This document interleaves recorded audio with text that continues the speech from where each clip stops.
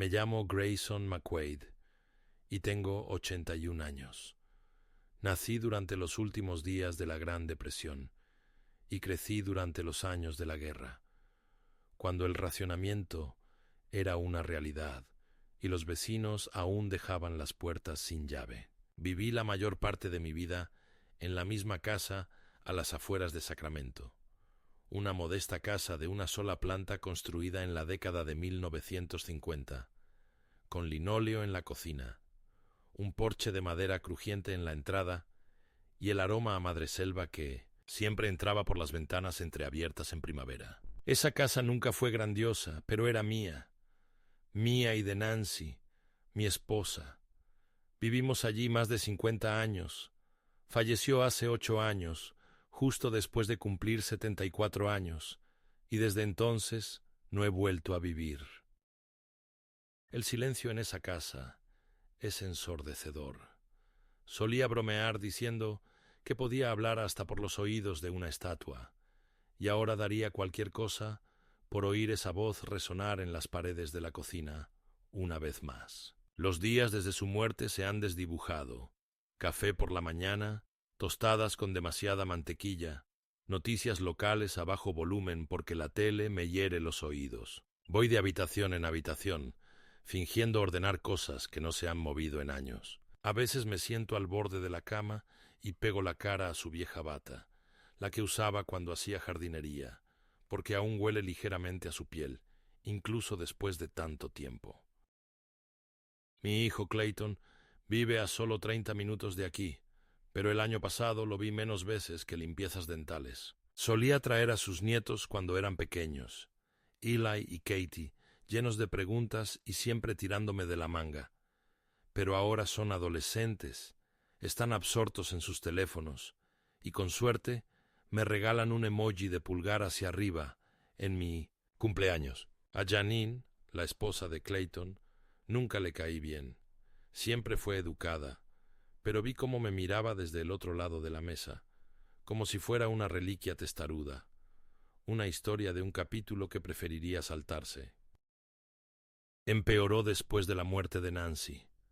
Dijeron que me estaba aislando, que no cuidaba mi salud, y quizá fuera cierto. No salía mucho. Me duelen las rodillas. He perdido la audición de un oído, y mi equilibrio ya no es el de antes. El invierno pasado me caí un poco en el garaje. No se lo conté a nadie. Me quedé allí tumbado una hora mirando las telarañas en la esquina del techo antes de poder incorporarme. Pero estaba bien. No tenía ningún hueso roto. Aún así, las paredes se sentían más pequeñas después de eso. Empecé a temer las noches, sobre todo. La casa se enfriaba, más que antes, y empecé a subir la temperatura del termostato solo para sentir algo. Entonces vino la conversación. Clayton llamó y dijo que él y Janine habían estado pensando. Palabras peligrosas, debería haberlo sabido. Dijeron que estaban preocupados por mí, que la casa era demasiado para manejarla sola, que tal vez debería considerar venderla y mudarme con ellos por un tiempo, solo hasta que arreglemos las cosas. Pregunté si había espacio, y Clayton dijo, bueno, no exactamente dentro de la casa, pero tenemos el cobertizo en la parte de atrás. Está terminado, tiene electricidad y aislamiento. Pondremos un calefactor ahí y podrás tener privacidad. Me reí. Pensé que era una broma. No lo era. Janine incluso me envió fotos del cobertizo. Un mueble de 12 por 12 con una cama plegable y una mesita de noche que aún tenía herramientas de jardinería apiladas. No quería ir, pero estaba cansada del silencio, de preparar té y tomármelo sola, de olvidar por qué entré en la sala y fingir que lo recordaba. Así que dije que sí. Me dije a mí misma que lo trataría como una pequeña aventura, algo temporal. Vendí la casa. Una pareja joven con un bebé en camino la compró. Dijeron que les encantaba el encanto vintage. Empaqué mi ropa, algunas fotos de Nancy, algunos libros y mis medallas de guerra por las que nadie me había preguntado nunca, y dejé atrás el lugar donde había vivido más de 6 décadas. Fue como dejar mi propia piel. Clayton me ayudó a mudarme, pero no dijo mucho durante el viaje. Solo jugueteaba con la radio y tarareaba canciones country que sabía que odiaba. Cuando llegamos a su entrada, miré la casa que había visitado una docena de veces a lo largo de los años. Parecía la misma que recordaba. Césped impecable, molduras blancas, 2 pisos, una bandera estadounidense sobre el garaje. Pero mi destino no era la casa. Era el cobertizo escondido detrás del jardín. Entré y me invadió un olor a moho y barniz. Lo habían barrido, sí, y metieron una lámpara y una cómoda vieja, pero seguía siendo un cobertizo. Había una ventana, en lo alto, que dejaba entrar un rayo de luz. Las paredes eran de contrachapado sin pintar. El suelo crujía. Había una alfombra pequeña, pero no disimulaba el frío. Habían dejado un calefactor portátil zumbando en un rincón. Janine lo llamó rústico. Asentí y di las gracias. ¿Qué más podía hacer? Era demasiado mayor para empezar de cero, demasiado mayor para discutir. Esa noche, tumbada en el catre con una sola manta fina, miré al techo y me pregunté si esto sería el fin.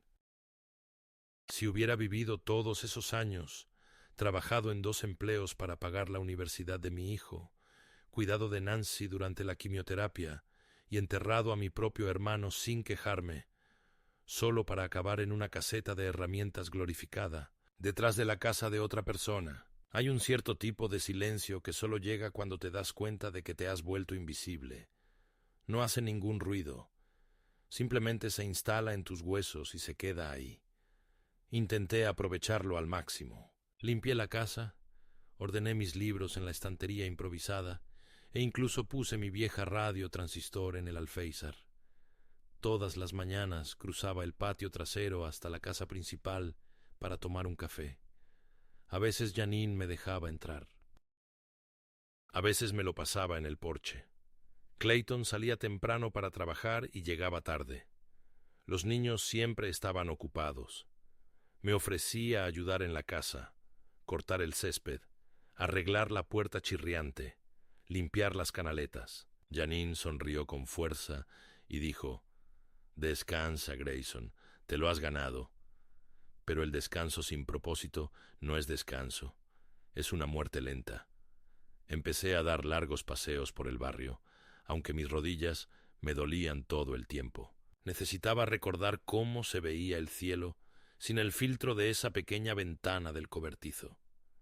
A veces me sentaba en la acera durante 20 minutos, simplemente viendo cómo las ardillas se perseguían o al cartero hacer su ruta. Era lo más parecido a tener compañía que tenía. Pasaron las semanas, luego los meses.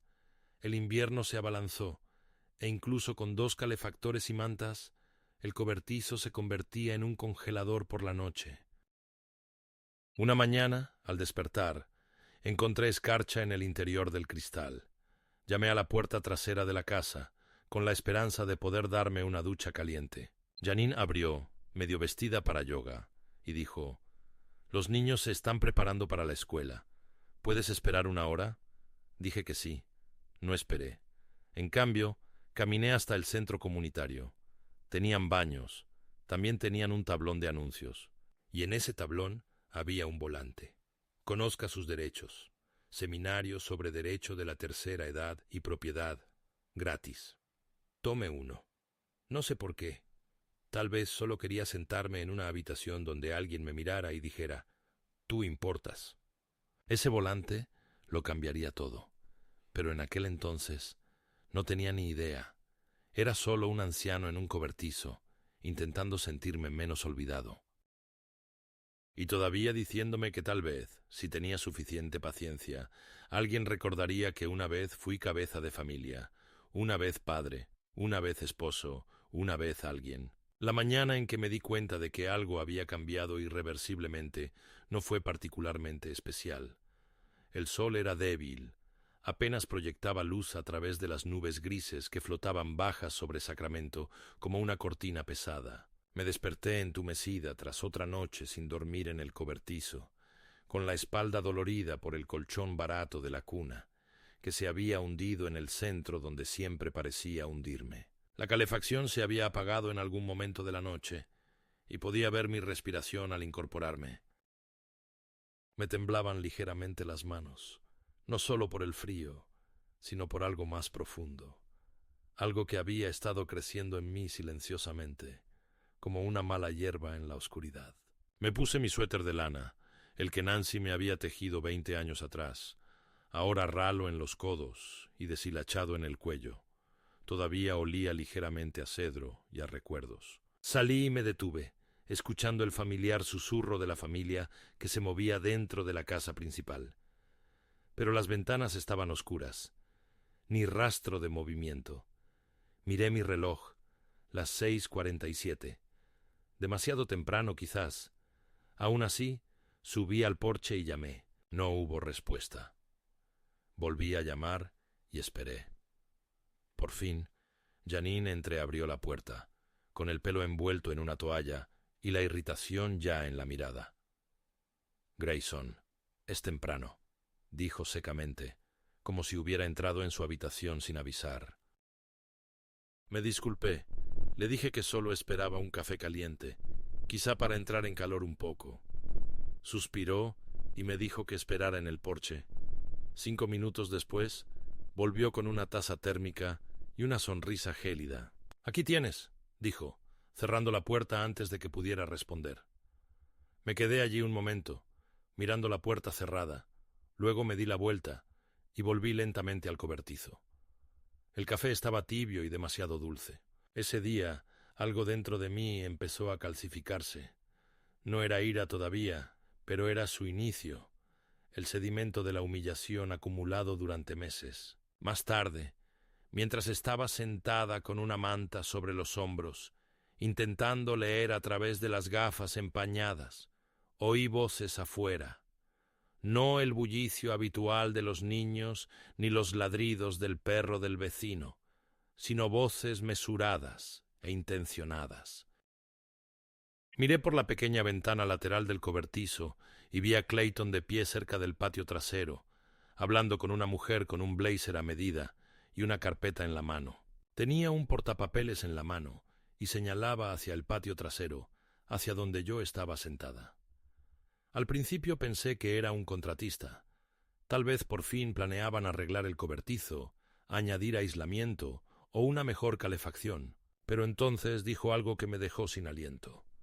Si planeas poner la casa a la venta en primavera, deberíamos sacar fotos pronto. El mercado está fuerte ahora mismo y el patio trasero tiene una superficie estupenda. Me aparté de la ventana, con el corazón latiéndome con fuerza. ¿Listar la casa? ¿Qué casa? ¿Su casa? ¿Pero para qué necesitarían las fotos del patio trasero? A menos que... No. Me senté lentamente en el catre, intentando dar sentido a lo que había oído. No fue hasta la cena, cuando me invitaron a entrar, por raro que fuera, que la verdad empezó a desvelarse. Clayton estaba inusualmente alegre, Janine curiosamente cordial. Habían preparado una cazuela, me habían servido un plato sin los comentarios habituales sobre la sal o el azúcar. Charlamos un poco sobre el tiempo y el tráfico. Esperé, sabiendo que algo iba a pasar. Y entonces, justo cuando terminaba el último bocado de comida, Clayton se recostó y dijo: «Papá, hemos estado hablando del futuro, a largo plazo, ¿sabes?» Asentí lentamente. El problema es que esta instalación es temporal, y creemos que lo mejor para todos es que empecemos a buscar opciones más sostenibles. Quizás un centro. Hay uno a solo 20 minutos con una hermosa sala de recreación y enfermeras de guardia. Tendrías privacidad, una cama calentita y actividades con gente de tu edad. Lo miré fijamente, mordiéndome el interior de la mejilla para no hablar demasiado rápido. ¿Te refieres a una residencia de ancianos? Janine hizo una mueca. Esa palabra está muy anticuada. Es una residencia asistida. Es digna. Dejé el tenedor. ¿Y qué pasa conmigo hasta entonces? Intercambiaron una mirada. Los mantendremos en el cobertizo hasta que haya una vacante. Estamos en lista de espera. No pregunté cuánto tiempo había durado la espera. No pregunté por qué no me habían consultado. En cambio, me puse de pie, les di las gracias en silencio por la comida y volví a salir, mi aliento visible en el aire frío de la noche. Al día siguiente, me encontré mirando el folleto que había recogido en el centro comunitario semanas antes. Conozca sus derechos, derecho de la tercera edad y propiedad. Casi lo tiré, diciéndome que estaba siendo paranoica. Pero algo en la voz de la agente inmobiliaria, en la forma en que había señalado mi cobertizo, como parte de sus metros cuadrados, me carcomía.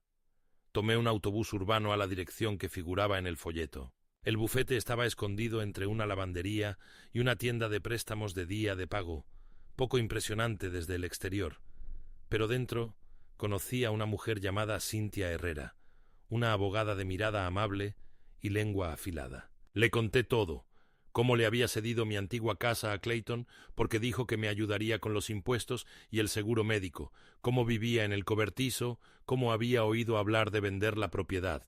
Me escuchó sin interrumpir, tomando notas en un bloc amarillo. Entonces levantó la vista y dijo algo que lo cambió todo. ¿Sabías que la escritura que firmaste incluye una cláusula que todavía te incluye como copropietario a través de un usufructo vitalicio? Parpadeé. ¿Un qué? Me explicó que, si bien había cedido la propiedad, la versión específica de la escritura mantenía mi derecho legal a ocuparla, o una parte de ella, hasta mi muerte. Ese derecho tenía valor financiero. En algunos casos, incluso podía reclamar una parte de las ganancias si se vendía la casa. El corazón me latía con fuerza en el pecho. Por primera vez en meses sentí que estaba despertando de algo. ¿Puedo vender mi parte? Zrenia, pregunté. Ella asintió. Potencialmente, o podrías impugnar cualquier intento de venta sin tu consentimiento. De cualquier manera no pueden echarte así como así, no legalmente. Salí de su oficina con una carpeta llena de documentos y una silenciosa y latente sensación de claridad. Pensaban que era débil, desechable. Me veían como una carga a la que había que controlar, no como un hombre al que respetar. Pensaban que podían encerrarme en un cobertizo y fingir que ya no formaba parte del panorama, pero sí formaba parte de él, legal, financiera e históricamente.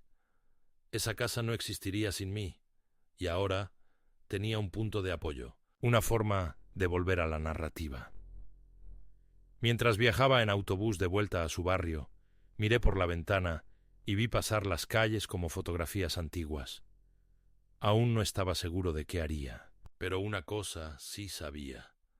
No iba a dejar que me enterraran mientras aún respirara. Habían empezado algo, y yo lo terminaría. No dije nada los primeros días, después de visitar al abogado.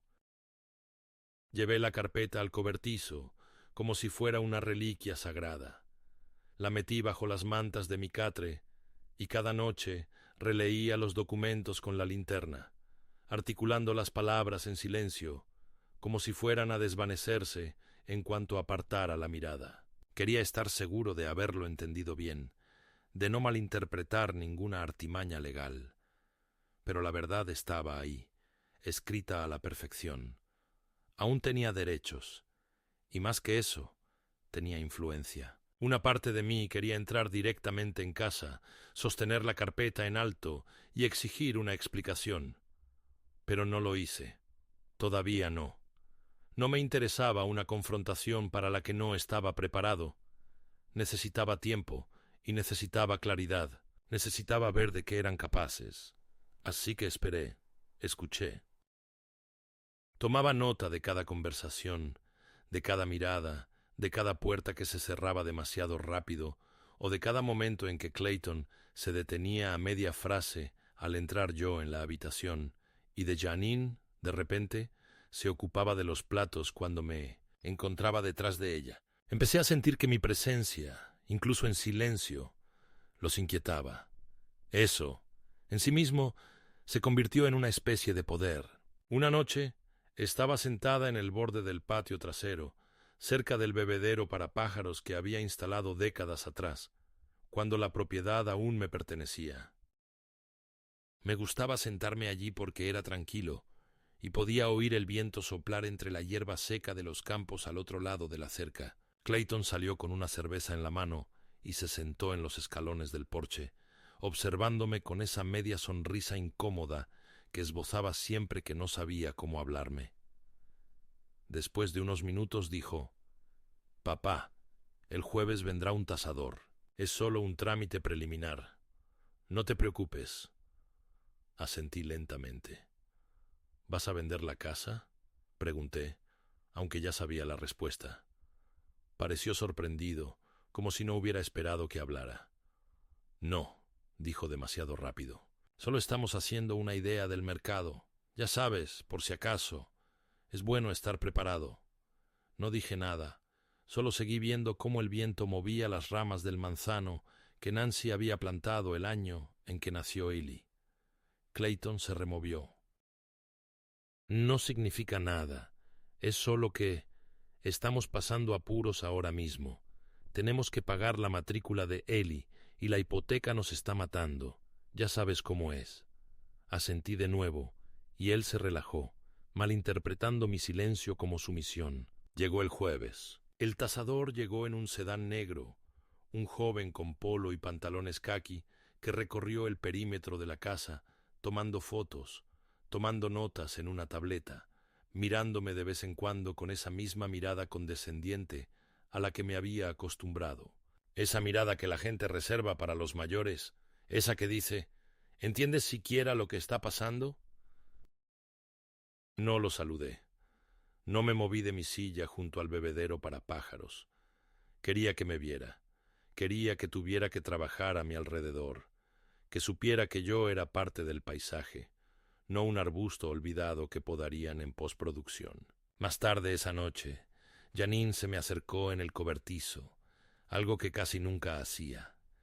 Trajo un plato de sobras y lo dejó en la mesita de noche, como si estuviera repartiendo raciones. «¿Has estado callada últimamente?», dijo, intentando sonar despreocupada. «¿Está todo bien?». La miré, notando la tensión en sus ojos, el ligero temblor en sus dedos al colocar el tenedor junto al plato. «Bien», dije. «Solo estaba pensando». Forzó una risa. «Eso suena peligroso». No sonreí. Esperó, pero no di más detalles. Finalmente, se retiró. No toqué la comida.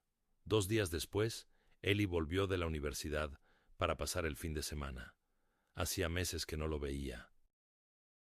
Había crecido, estaba más delgado y su voz era más grave, pero apenas me miraba.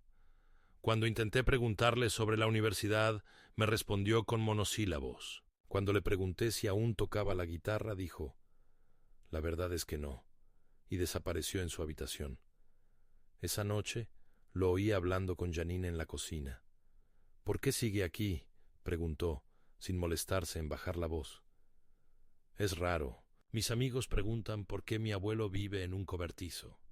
Janine murmuró algo que no entendí, pero no importó.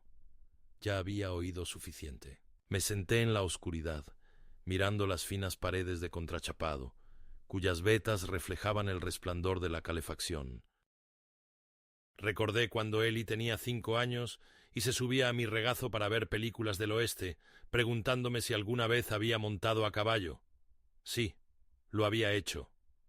Una vez le conté sobre un trabajo de verano en un rancho cuando tenía 16. Me había mirado como si fuera un superhéroe. Ahora solo era algo que justificar.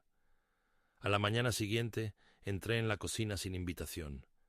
Janine estaba en la encimera, tomando café a sorbos, revisando su teléfono. Levantó la vista, sobresaltada. «Buenos días», dije. «¿Tienes un minuto?». Dejó el teléfono lentamente. «Por supuesto». Saqué la carpeta de la oficina del abogado y la puse sobre la mesa. «Me gustaría repasar unos documentos contigo y Clayton. Es sobre la casa». No la abrió. La miró como si fuera una serpiente enroscada para atacar. Pensé que ya lo habíamos hablado todo. Negué con la cabeza. «Lo hablaste. Asentí. Eso no es lo mismo. Dudó y luego dijo: Clayton no está en casa ahora mismo. Quizás espera hasta que... No importa, la interrumpí. Puedes decírselo. De todas formas, eres mejor tomando decisiones. Ella no respondió. Me di la vuelta y salí de la casa. Esa noche, Clayton salió al cobertizo, visiblemente agitado. ¿Qué es eso de los documentos legales? ¿Por qué vas a abogados a nuestras espaldas?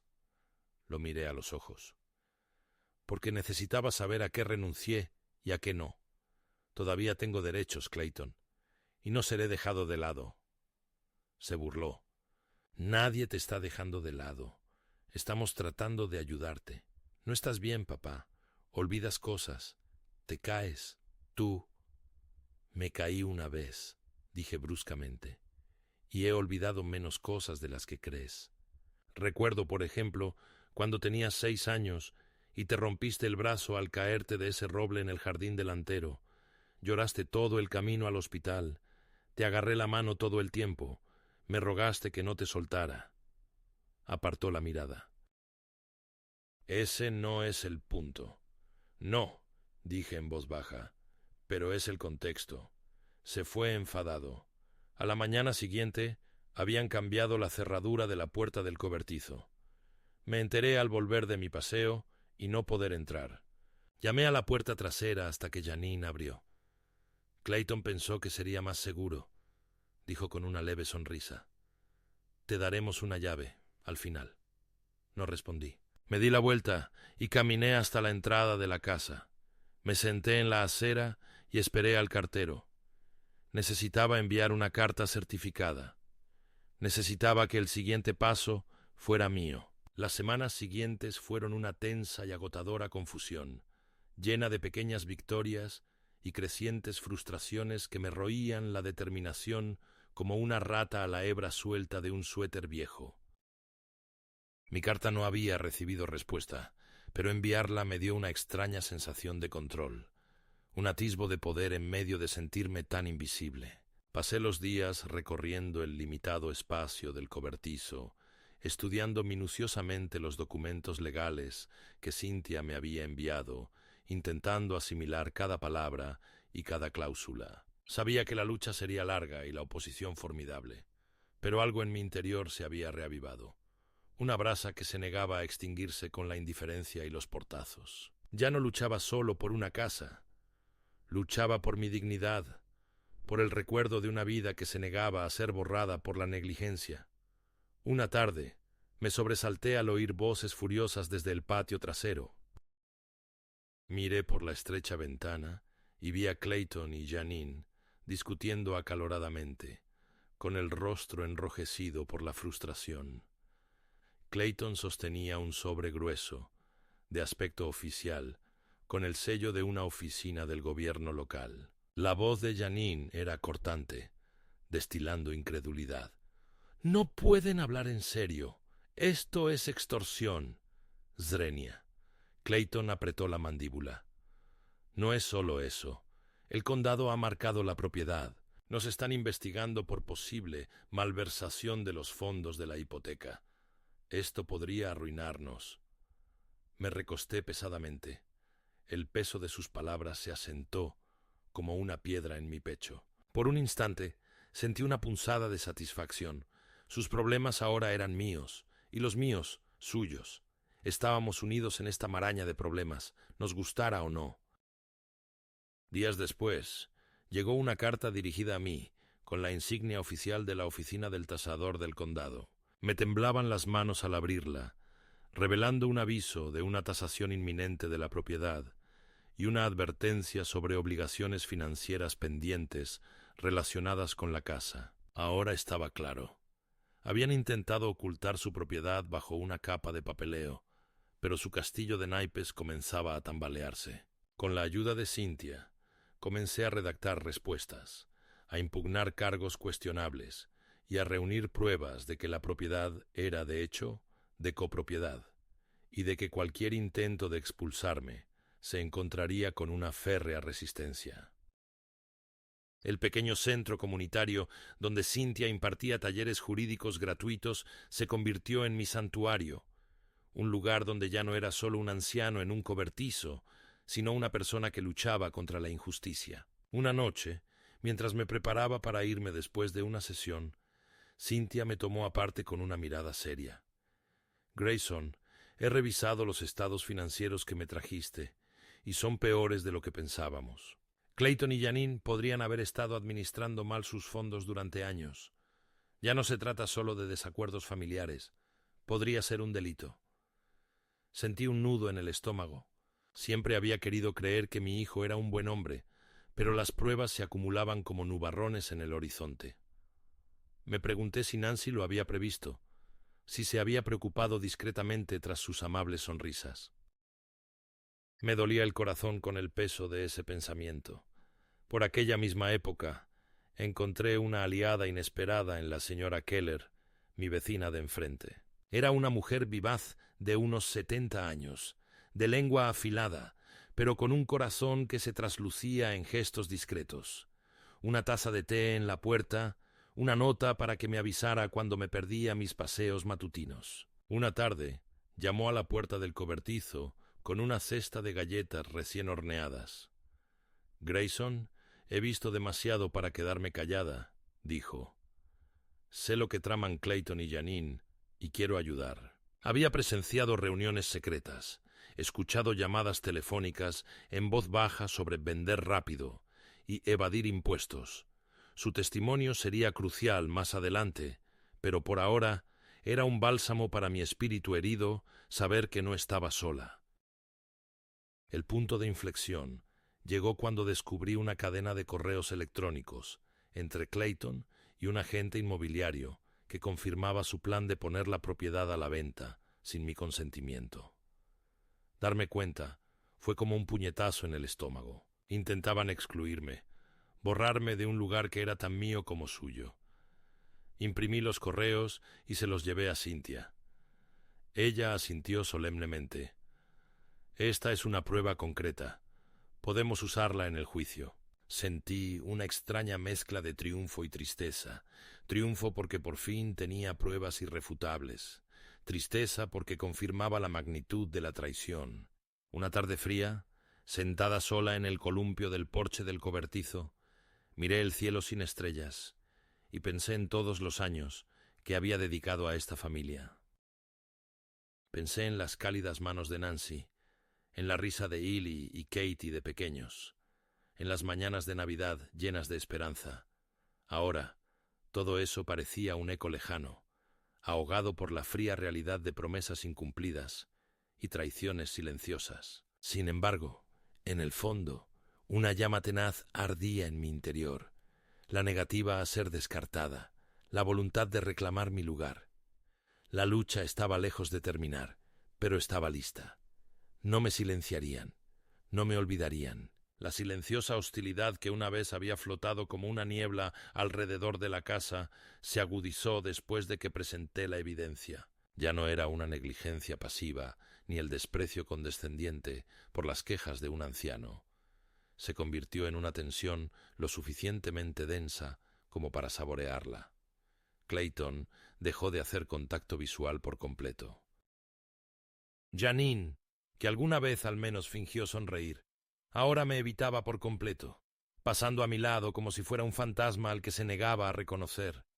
Los niños apenas salían. Los únicos sonidos que acompañaban mis días eran el zumbido del calefactor en el cobertizo y el ocasional timbre estridente de las llamadas telefónicas de Janine, que a menudo terminaban con portazos y maldiciones murmuradas. Por la noche, las luces de la casa permanecían encendidas más tarde de lo habitual, sombras moviéndose detrás de las cortinas corridas, susurros filtrándose por las ventanas agrietadas como humo perdido. Pánico, cálculo, estrategia. Podía presentirlo. Se estaban preparando para algo.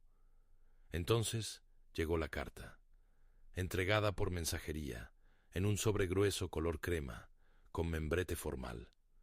Un abogado representaba a Clayton y Janine. Afirmaba que ya no era mentalmente competente, que me ponía en peligro al permanecer en condiciones de vida precarias, que solicitaban mi tutela por mi propia seguridad. Leí la carta 3 veces antes de que mis manos dejaran de temblar lo suficiente como para no soltar el papel. Intentaban declararme incompetente, despojarme de mis derechos, mi voz, mis propiedades. Ya no se trataba solo de dinero, se trataba de borrarme, de control. Querían convertirme legalmente en una persona dependiente, una carga que pudieran acumular. Era un ataque no solo a mi autonomía, sino a la idea misma de que yo importaba. Le llevé la carta a Cynthia. La leyó despacio, apretando la mandíbula con cada línea. Al terminar, me miró con una furia que no le había visto antes. «Esto es repugnante», dijo. «Intentan usar tu edad y tu aislamiento como arma. Pero no vamos a permitirlo». De inmediato contactó con un psiquiatra, un neurólogo y un gerontólogo de confianza. 3 evaluaciones distintas para determinar mi salud mental y cognitiva. Me sometí a cada prueba con estoica determinación, respondiendo a cada pregunta con claridad, describiendo acontecimientos mundiales, recitando nombres y fechas, resolviendo problemas aritméticos mentalmente. Un médico me pidió que recordara 3 objetos tras un breve retraso. Los enumeré y añadí. Y su matrícula es 3 UFP 726. Pareció sorprendido y luego sonrió. Los informes fueron limpios. Está plenamente competente, decían. No presenta signos de deterioro cognitivo. Los presentamos ante el tribunal como oposición a la solicitud de tutela. Retrasaría cualquier acción que Clayton y Janine hubieran planeado, lo que nos daría tiempo. Pero pronto me di cuenta de que el tiempo era un arma de doble filo, porque durante esos días de disputas legales y tenso silencio, algo cambió de nuevo, no solo en la forma en que me trataron, sino en lo lejos que estaban dispuestos a llegar. Una tarde, volví de una cita con el médico y encontré la puerta del cobertizo abierta. La había cerrado con llave antes de irme. Mi pequeña caja de fotografías estaba volcada. El retrato enmarcado de Nancy estaba boca abajo, con el cristal roto. Faltaba mi carpeta de papeles. Corrí a casa y llamé fuerte. Clayton abrió la puerta, con el rostro inexpresivo. «¿Entraste en mi cobertizo?» Zrenia pregunté. «¿Qué?», dijo fingiendo confusión. «¿Tu cobertizo? No me mientas», dije, ahora más alto. «¿Dónde están mis papeles?» «No sé de qué hablas, papá. Quizás los perdiste». Lo miré fijamente, su rostro cuidadosamente sereno, y por primera vez lo vi no como mi hijo, sino como algo más. Alguien que había cruzado una línea de la que nunca volvería. Llamé a Cynthia, presa del pánico.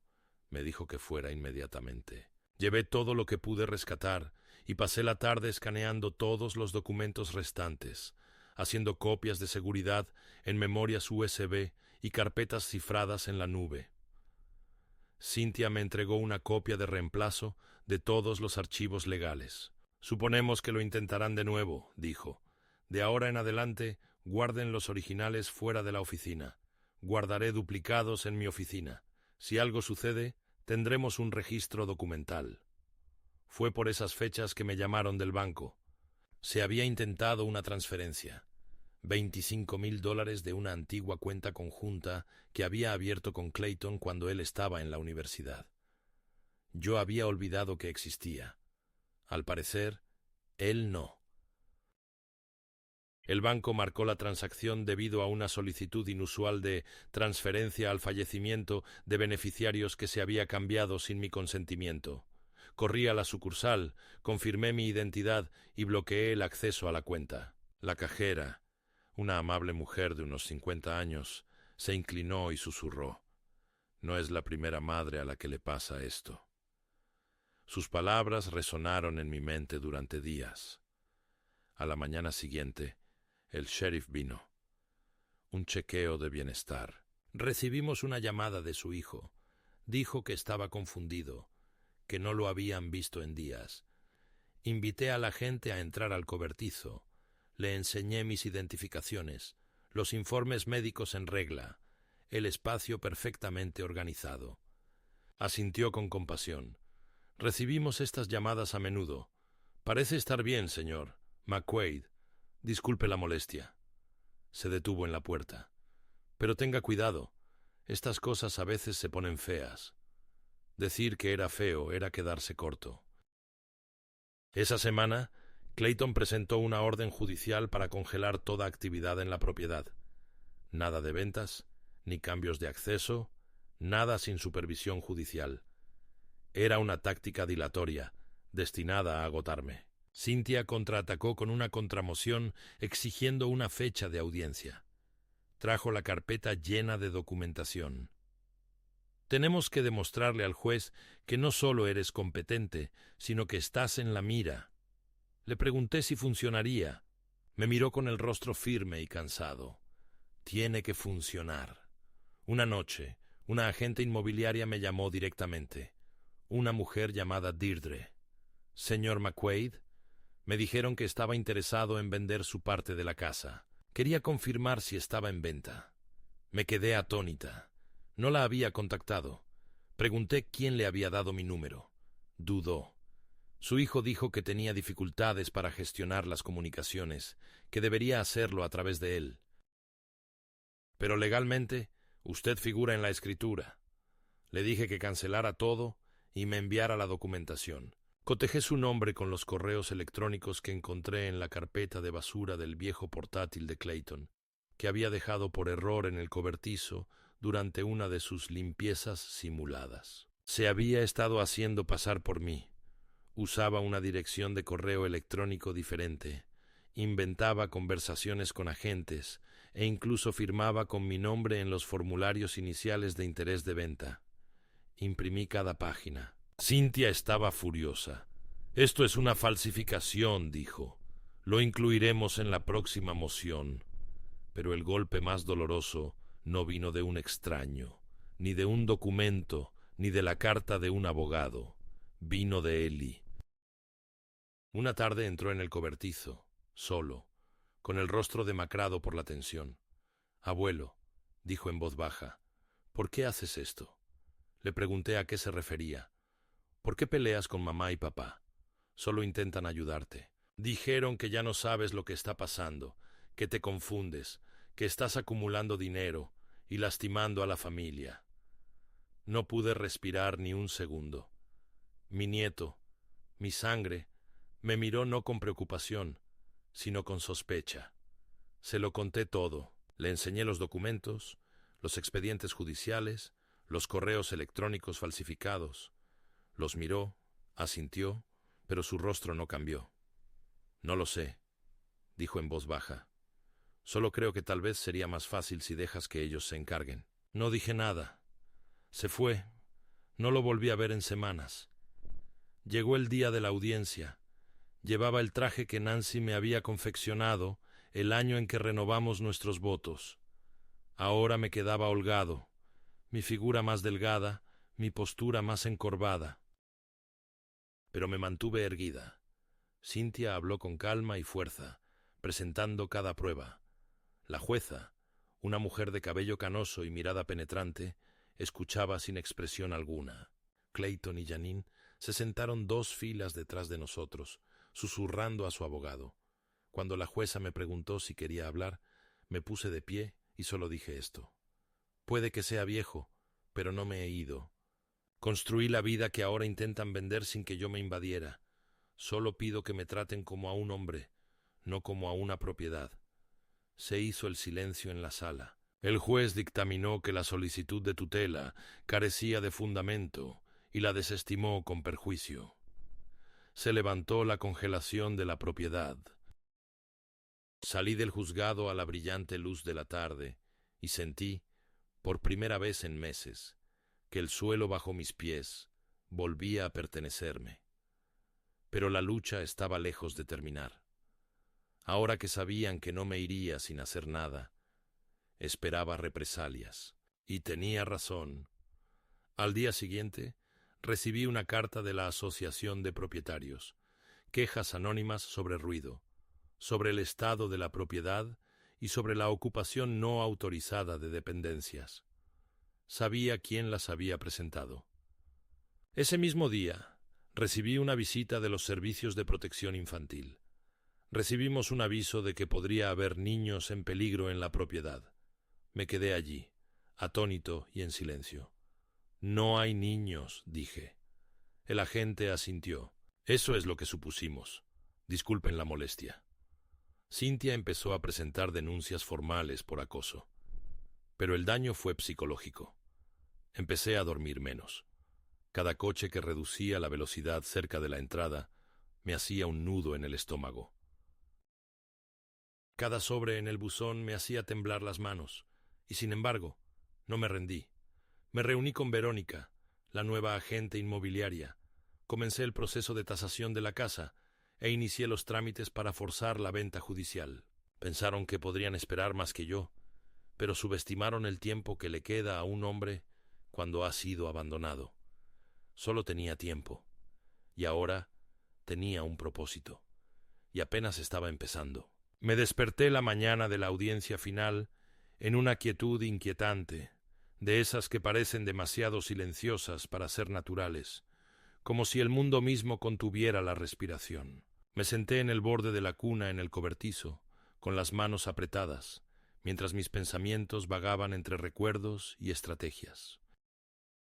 Pensé en la risa de Nancy, cómo llenaba la casa, rebotando en las baldosas de la cocina como una melodía que solo yo debía oír. Pensé en Clayton de niño, cómo se dormía con la cabeza en mi regazo durante las tormentas, confiando en que podía protegerlo de todo, incluso del cielo. Y ahora aquí estábamos, en guerra por ladrillos y sangre, nombres en escrituras, cifras en cuentas, como si todo lo auténtico se hubiera perdido en el camino.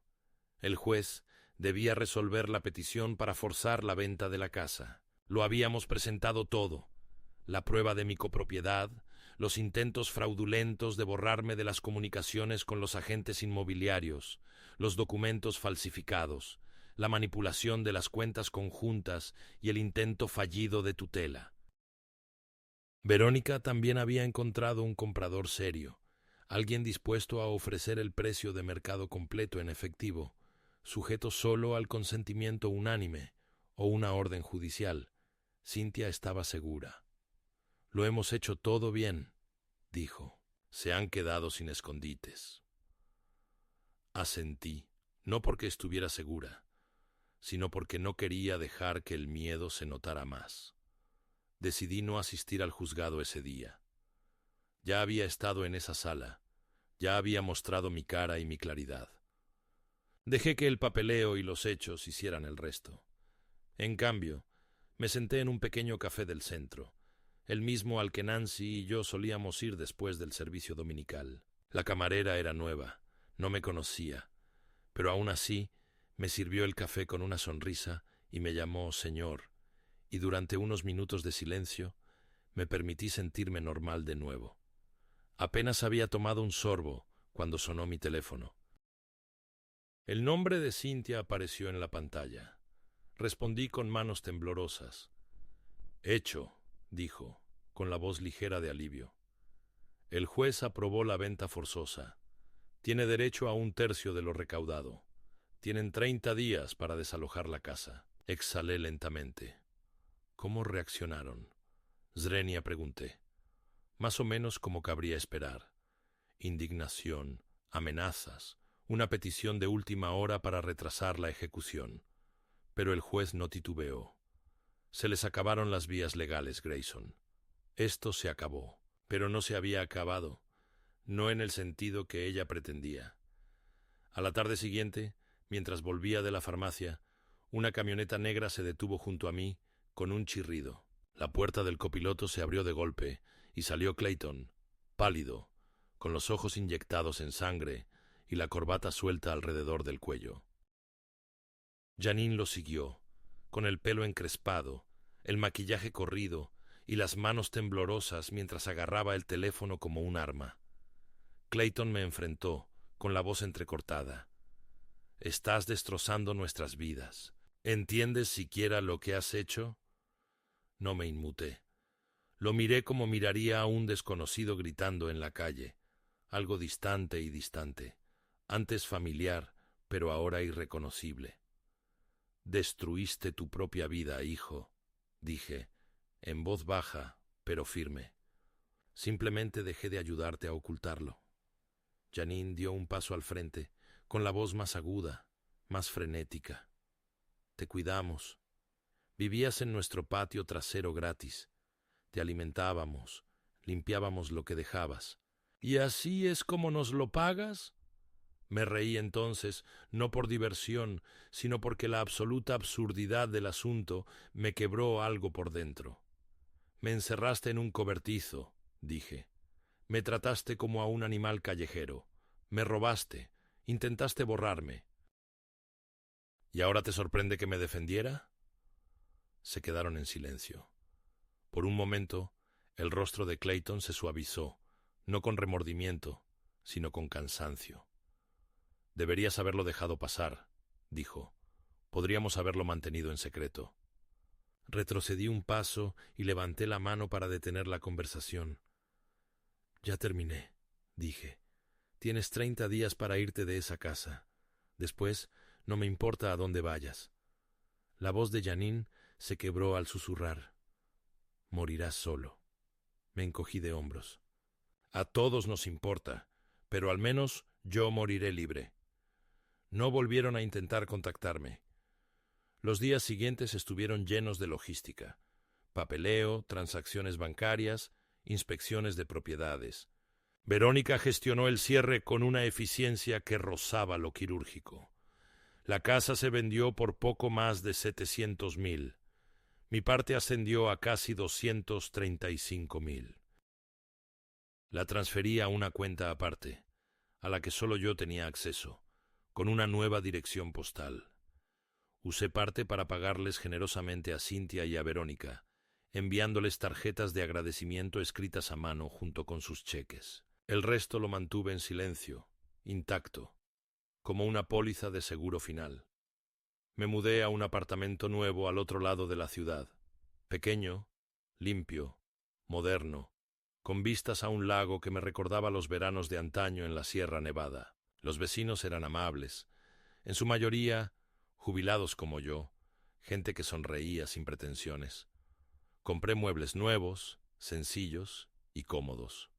Colgué la foto de Nancy junto a la ventana, donde la luz iluminaba su sonrisa cada mañana. Me enteré por la señora Keller, que seguía en contacto, de que Clayton y Janine se habían mudado a un piso de alquiler, más pequeño que su antigua casa, en un barrio no tan elegante.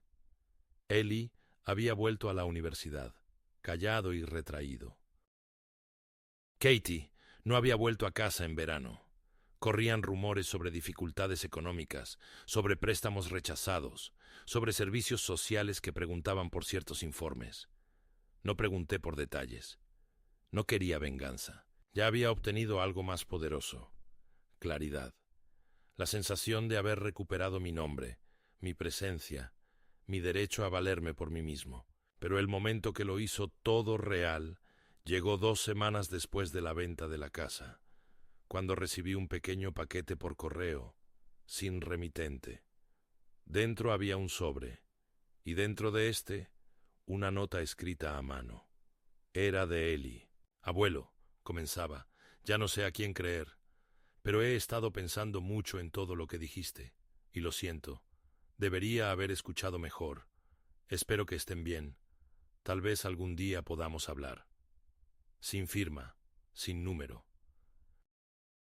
Solo esa silenciosa rama de olivo, extendida sin expectativas. Me senté con esa carta en mis manos durante un largo rato, mirando su letra, preguntándome cuánto dolor tiene que soportar una familia antes de encontrar el camino de regreso a la verdad. Doblé la carta con cuidado y la puse dentro del cajón de mi escritorio, junto a mis medallas de guerra y el relicario de Nancy.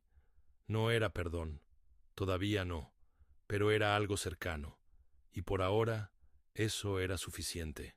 Las mañanas en mi nuevo hogar empiezan lentamente, con el suave roce de las pantuflas contra el suelo de madera y el suave burbujeo de la cafetera que llena la cocina de una calidez que el cobertizo nunca conoció. El lago brilla tenuemente a través de la ventana, el agua impasible para el viento, ajena al recuerdo. Me despierto sin alarma. Ya no vivo según los horarios de nadie. No hay puerta a la que llamar. No hay que esperar permiso para entrar. No hay miradas de reojo en las mesas. No hay ceños fruncidos cuidadosamente disimulados tras un tono educado. Mi mundo se ha encogido, sí, pero de la mejor manera posible. Ha vuelto a ser mío. Cada centímetro de este apartamento fue elegido, arreglado, pagado por mí, no prestado ni tolerado, no ofrecido como un favor con falsas excusas. La libertad es simple, limpia y nítida. Descubro que ya no temo al silencio. Antes se sentía como abandono. Ahora se siente como paz. A veces hablo con Nancy por las mañanas, en voz baja, sin esperar respuesta. Solo unas palabras al pasar junto a su foto. Creo que le habría gustado este lugar. La vista, la tranquilidad, el hecho de que haya una segunda habitación por si acaso. No espero visitas, pero de todas formas mantengo la cama hecha. Algunos hábitos se pierden más lentamente que otros. Me costó un poco dejar de temblar las manos cuando llegó el correo. Durante semanas después del fallo judicial, me preparé para las represalias cada vez que oía el golpe de los sobres contra el suelo. Pero dejaron de llegar. Se acabaron las quejas falsas, las amenazas legales, las ofertas disfrazadas de ramas de olivo. Clayton y Janine desaparecieron en sus propias consecuencias. Su silencio no era paz, sino distancia, y la distancia bastaba. Volví a tener noticias de la señora. Keller la semana pasada me dijo que habían incumplido un préstamo y que estaban considerando la bancarrota. Le di las gracias y le pedí que no volviera a mencionarlos. Esa parte de la historia está cerrada. No tengo ganas de que sufran. La justicia, una vez impartida, no debe revivirse como una comida recalentada demasiadas veces. Hay finales que es mejor dejar quietos. El complejo de apartamentos organiza una comida mensual, en su mayoría jubilados con historias que contar y tiempo para contarlas. Al principio, dudé en asistir. Pensé que no tenía nada más que compartir, que el óxido en mi voz me marcaría como un producto dañado. Pero fui y traje un pastel de melocotón de una receta que Nancy había garabateado en una tarjeta vieja. Desapareció enseguida. Una mujer llamada Loretta me preguntó si jugaba al cribbage. Un hombre llamado Harold dijo que había estado en la marina y me preguntó si alguna vez serví. Asentí y le dije que sí, y por primera vez en lo que parecían años, conté mi historia sin amargura. No la historia del cobertizo, ni del juicio, ni de la traición, sino la anterior. La historia de un chico que formó una familia, que se enamoró, que crió a un hijo, pagó sus cuentas, luchó en una guerra y cultivó tomates en el jardín. Me sentí bien al ser escuchado no como un demandante o un problema, sino como persona. Anoche me senté en mi pequeño balcón con una copa de brandy y releí la carta de Ellie. Todavía no sé qué haré al respecto. No le he contestado. Puede que nunca. O tal vez lo haga algún día, cuando la tierra se sienta lo suficientemente blanda como para que crezca algo nuevo. Sé que el daño deja raíces más profundas de lo que a nadie le gusta admitir, y que el amor verdadero, necesita más que tiempo. Necesita verdad. Ya no estoy enojado. No realmente. Lo que estoy es despierto, presente. Un hombre en plena posesión de sus días. Preparo mi propio desayuno. Fijo mi propia hora de dormir. Abro las persianas cuando quiero ver la luz y las cierro cuando no. Y a veces, cuando el viento es suave y la luz se curva justo a través del cristal, juro que puedo oír reír a Nancy. No es un recuerdo exactamente. Es algo más cercano. Un recordatorio de que viví, de que todavía lo hago.